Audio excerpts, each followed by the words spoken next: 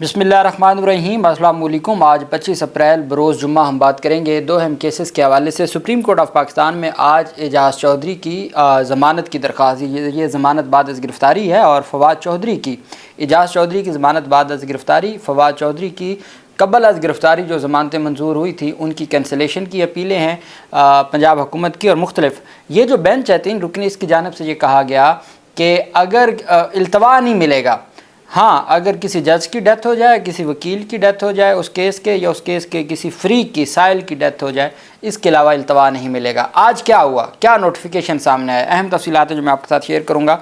सबसे पहले मैं आपको बताता चलूँ, जब से भारत के साथ जो मामलात बने और सिंध तास मुआहदा उसको मुअत्तल कर दिया भारत ने, और उसके बाद फिर पाकिस्तान की जो मौजूदा रजीम है उनकी जानिब से कल बाकायदा तौर पर प्रेस कॉन्फ्रेंस में ये कहा गया कि हम शिमला मुआहदा मुअत्तल कर सकते हैं।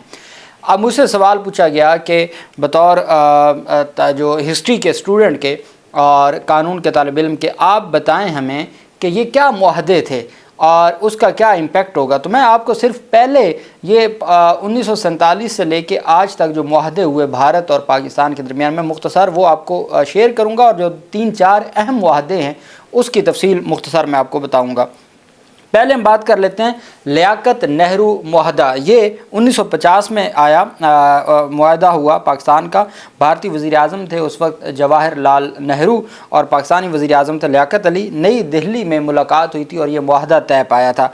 उसमें ऐलान किया गया था कि दोनों ममालिक और उनकी हुकूमतें अपनी अपनी सरजमीन पर अक़लियतों के मफादात का तहफ़्फ़ुज़ करेंगी, जबकि मुआहदे के मुताबिक दोनों हुकूमतें अक़लियतों के हकूक़ के तहफ़्फ़ुज़ के मामले पर एक दूसरे को जवाबदेह होंगी। ये मुआहदा तक़सीम हिंद के बाद उस वक्त किया गया जब दोनों ममालिक में फ़िरका वाराना फसादात अरूज पर थे। ये 1950 का मुआहदा है, जिसको मुआहदा लियाकत नेहरू मुआहदा कहा गया था 1950 का। उसके बाद 1960 का मुआहदा है, 19 सितंबर 1960 का ये मुआहदा है सिंध तास मुआहदा। पाकिस्तान और भारत के दरमियान 19 सितंबर 1960 को दरिया सिंध और दीगर दरियाओं का पानी मुनसिफाना तौर पर तकसीम करने के लिए सिंध तास मुआहदा तय पाया था, जिसमें आलमी बैंक जो वर्ल्ड बैंक है वो बतौर सालिस का किरदार अदा किया था। अब ये वो मुआहदा है सिंध तास जिसको अब आके भारत की जानिब से उसको मुअत्तल किया गया। ये वो मुआहदा है जिसकी तफसीलात मैं आपके साथ शेयर कर रहा हूँ। उस वक्त भारत के वज़ीर आज़म थे वही जवाहर लाल नेहरू, और उस वक्त पाकिस्तानी सदर थे अयूब खान। चूँकि पाकिस्तान वहाँ तो जमहूरियत पनपना शुरू हो गई थी, और यहाँ बदकिस्मती से लियाकत अली ख़ान की डेथ के साथ ही जो जमहूरियत बची खुची थी वो भी ख़त्म होना शुरू हुई, जो आज तक नहीं पनप पाई। भारतीय वज़ीर आज़म जवाहर लाल नेहरू थे, और उस वक्त के पाकिस्तानी सदर थे अयूब खान, जिन्होंने 6 साल मुज़ाकरात के बाद इस मुआहदे पर दस्तखत किए। मुआहदे के तहत मगरबी दरिया सिंध, जेहलम और चनाब पाकिस्तान को दिए गए, जबकि मशरकी दरिया रावी, ब्यास और सतलज भारत के सुपुर्द किए गए। उसमें डैम्स, लिंक केनाल्स, बैराज और ट्यूबवेल्स जैसे तरबेला और मंगला डैम की तामीर और माली मुआवनत का बंदोबस्त भी शामिल था। मुआहदे के तहत एक मुस्तकिल सिंध तास कमीशन का क़याम भी लाजिम करार दिया गया, जिसकी क़यादत दोनों ममालिक से एक एक कमिश्नर करते हैं, जबकि वक्तन फ़वक्तन पैदा होने वाले तनाज़ात उस कमीशन के ज़रिए पुरअमन तौर पर हल किए जाते हैं। ये मुआहदा तकरीबन 65 साल से मुअस्सर है, और जिसको अब आके भारत ने यकतरफ़ा तौर पर उसको मुअत्तल किया। हालांकि कानूनी तौर पर भारत उसको मुअत्तल नहीं कर सकता, और प्रैक्टिकली भी मुमकिन नहीं है, चूँकि इतनी जल्दी डैम नहीं भारत बना सकता सिंध पे, चनाब और जो दूसरे दरिया हैं, कि वो पानी स्टोर कहाँ करेगा। और अगर वो बहुत भारी पैसा इन्वेस्ट करके और 1/2 से ज़्यादा 10 सालों से ज़ायद लगेगा वहाँ उसको डैम बनाने के लिए, तो वो पानी कहाँ वो स्टोर नहीं कर सकता। तो ये मुआहदा जो मुअत्तल किया गया है ये भारत कर नहीं सकता, सिवाय एक ये प्रेशर है और एक अपनी कौम को बेवकूफ़ बनाने का एक हथियार है, इसके अलावा और कुछ नहीं है। फिर उसके बाद शिमला मुआहदा, जिसका पाकिस्तान ने जिक्र किया कि हम उसको मुअत्तल कर सकते हैं। ये मुआहदा 1971 की जंग के बाद पाकिस्तान और भारत के दरमियान तय पाया था, जिस पर साबिक वज़ीर आज़म जुल्फ़िकार अली भुट्टो और इंदिरा गांधी ने दस्तखत किए थे। मुआहदे में ये तय पाया था कि दोनों फ्रीकैन कोई भी इक़दाम एकतरफ़ा तौर पर नहीं उठाएंगे, बल्कि तमाम तनाज़ात दो तरफ़ा बुनियादों पर हल किए जाएंगे, और सीज़ फायर लाइन को लाइन ऑफ कंट्रोल में तब्दील किया जाएगा। कश्मीर के हवाले से मुआहदे में कहा गया कि बुनियादी मसाइल और तनाज़ात को जो गुज़श्ता 25 बरसों से दोनों ममालिक के दरमियान तल्लुकात में بگاڑ کا باعث بنے پرامن ذرائع سے حل کیا جائے گا۔ دونوں ممالک نے دیر پا امن اور معمول کے تعلقات کی بحالی کے لیے طریقہ کار پر بات چیت کرنے پر اتفاق کیا۔ تاہم پاکستان کا یہ موقف ہے کہ بھارت نے 2019 میں شملہ معاہدے کی خلاف ورزی کی، جس پر یک طرفہ طور پر آرٹیکل 370 کو منسوخ کر دیا گیا، اور پھر اس کے بعد یہ تمام چیزیں اب پاکستان بھی چاہتا ہے کہ ہمارا جو آپ کے ساتھ امن معاہدہ تھا ہم اس کو ختم کر دیں گے۔ اس کے علاوہ مذہبی زیارتوں کے جو پروٹوکول پر معاہدہ ہوا، جیسے سکھ یہاں پہ آتے ہیں، مسلمان خواجہ اجمیر کی بارگاہ میں جاتے ہیں، خواجہ امیر خسرو کی بارگاہ میں، خواجہ نظام الدین اولیاء کی، تو یہ زیارتوں سے متعلق ایک معاہدہ تھا۔ پھر اسی طرح سے جوہری تنصیبات کا ایک معاہدہ تھا، فضائی حدود کی خلاف ورزیوں کا ایک معاہدہ تھا۔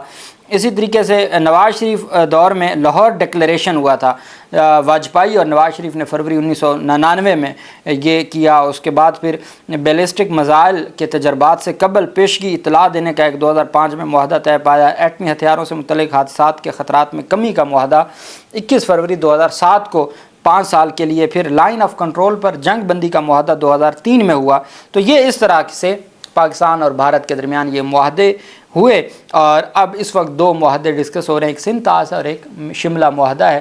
وہ میں نے آپ کے ساتھ شیئر کیا تاکہ ہمیں بطور قوم علم ہونا چاہیے کہ یہ چل کیا رہا ہے اس وقت ہمارے ملک میں۔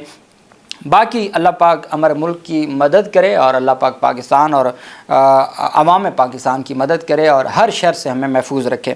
اچھا جی، اب ہم آ جاتے ہیں سپریم کورٹ آف پاکستان میں۔ آپ جانتے ہیں کہ جسٹس ہاشم کاکڑ، ان کے ساتھ جسٹس جو دوسرا معزز بینچ تھا، جسٹس ہاشم کاکڑ کے ساتھ صلاح الدین اور جسٹس اشتیاق ابراہیم، یہ جو بینچ ہے بیسیکلی آج 2 بینچ تھے جو جن کی کاز لسٹ منسوخ کی گئی ہے۔ ایک بینچ تھا منیب اختر کا، جسٹس عائشہ ملک اور عقیل احمد عباسی کا، اور ایک بینچ تھا جسٹس محمد ہاشم کاکڑ کا، جسٹس صلاح الدین کا اور جسٹس اشتیاق ابراہیم کا۔ اب جسٹس اشتیاق ابراہیم ہے پشاور کے، جسٹس صلاح الدین ہے سندھ کے، ہاشم کاکڑ ہیں کوئٹہ بلوچستان کے۔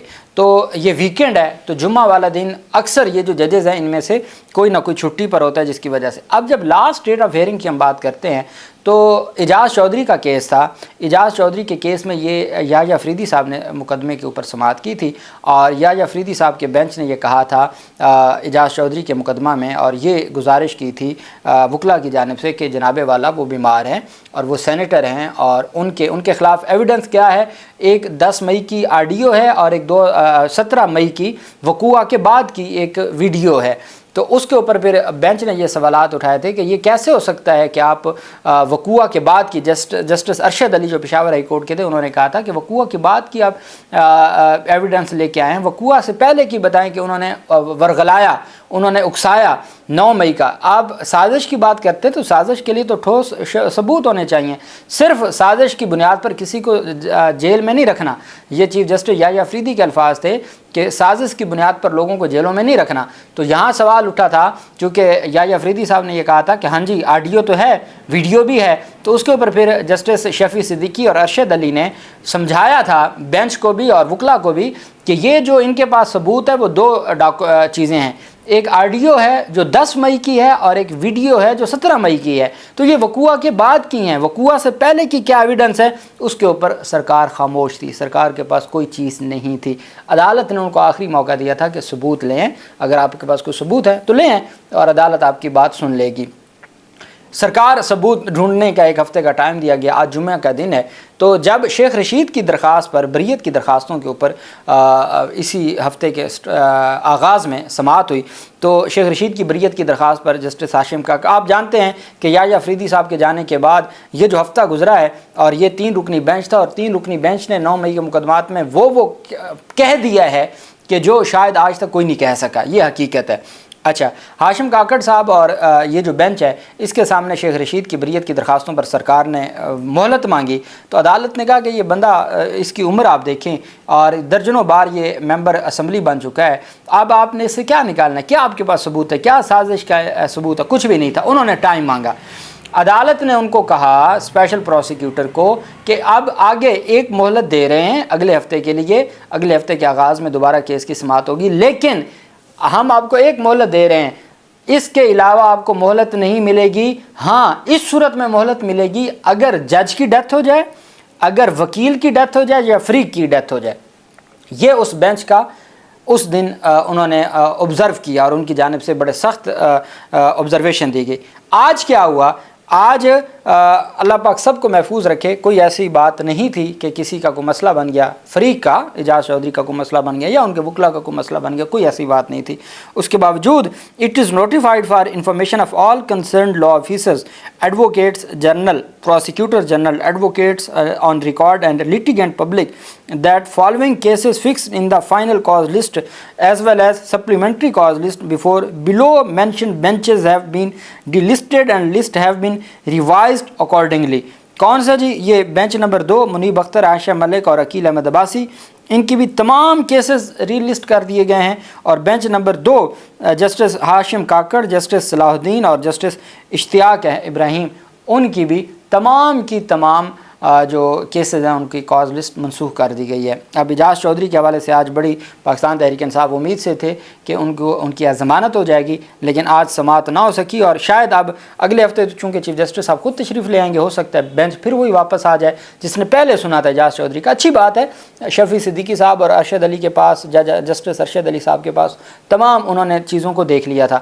اگر تو وہی بینچ سنے گا دیٹس گڈ، اور اگر یہ بینچ اگلے ہفتے سنے گا، اور چونکہ اب مقدمات کی سماعت اگلے، اور ابھی تو انہوں نے ججمنٹ دینی ہے اس کیس میں جو عمران خان کی فزیکل ریمانڈ والا کیس ہے، تو اگر اگلے ہفتے یہی بینچ سنے گا تو مزید پھر سرکار کے لیے مسائل بنیں گے اور سرکار کے جو معاملات ہیں وہ مزید ایکسپوز ہوں گے۔ تو آج عدالت کی جانب سے جو یہ کہا گیا تھا کہ التوا نہیں ہوگا، کیس ری لسٹ نہیں ہوگا اگر یہ نہ ہو، تو آج عدالت نے وداؤٹ ایسی کوئی معاملے کے عدالت کی کاز لسٹ منسوخ کر دی گئی۔ بینچ میں کوئی معزز جج صاحب اویلیبل نہیں ہوں گے، صحت خراب ہو سکتی ہے، وہ اپنے سٹی تشریف لے جا چکے ہوں گے، تو جو بھی معاملہ بنا آج بینچ اویلیبل نہیں تھا۔ اب امید یہ ہے کہ اگلے ہفتے یہ دوبارہ سماعت کے لیے مقرر ہو جائیں گے اور عدالت اس کے اوپر پھر اس کو ڈیسائیڈ کرے گی۔ اللہ پاک پاکستان کا حامی و ناصر ہو۔